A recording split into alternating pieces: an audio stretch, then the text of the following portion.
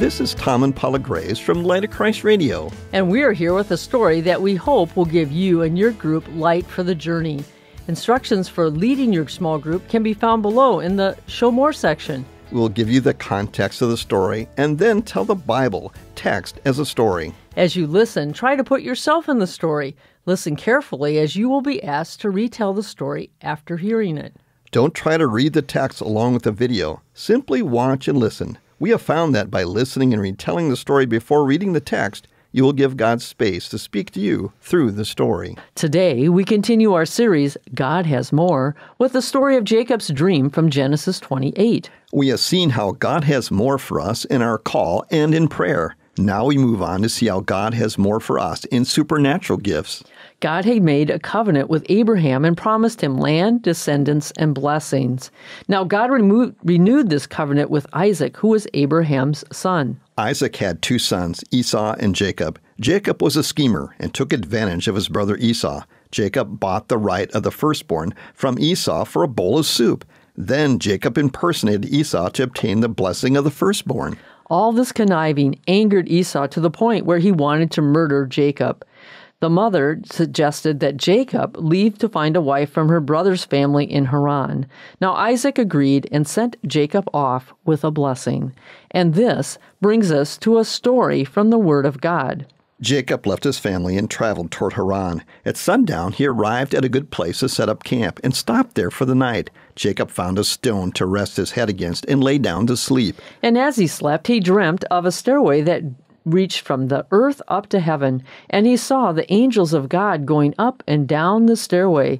And at the top of the stairway stood the Lord, and he said, I am the Lord, the God of your grandfather Abraham, and the God of your father Isaac. The ground you are lying on belongs to you. I'm giving it to you and your descendants. Your descendants will be as numerous as the dust of the earth. They will spread out in all directions, to the west and to the east, to the north and to the south.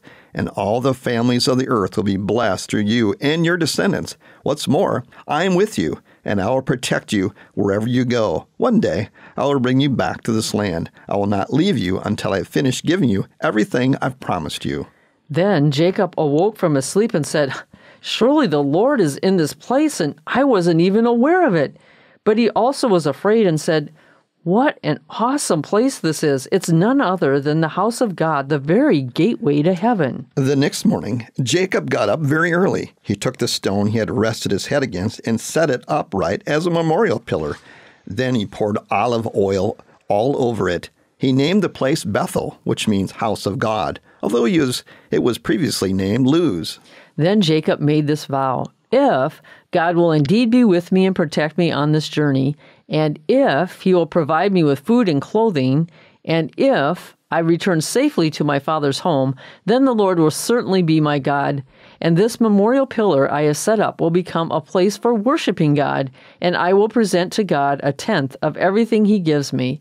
And this is a story from the Word of God. Now that you've heard the story, try to retell it from what you heard. Then read the text. Discussion questions are found below this video in the Show More section. Use these to spark some conversation around the story text. We hope you and your group will learn how God has more for you through these stories. May you be blessed.